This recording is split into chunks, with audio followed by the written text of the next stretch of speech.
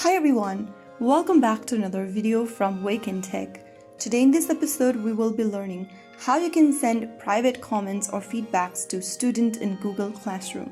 First of all, open the Google Classroom application to get started, or you may also visit classroom.google.com on a web browser and log in.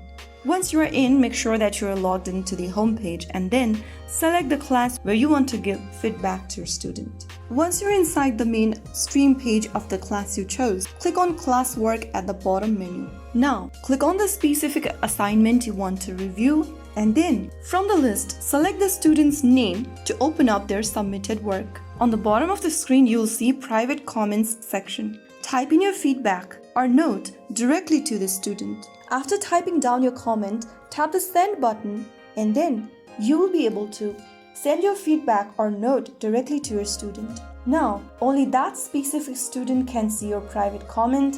The comment will not appear in the class stream for other students to see. Students can reply privately to continue the feedback conversation, and that's how it's super easily done. If you found the video helpful, don't forget to like, share, and subscribe to the channel. I will be back again in the next video.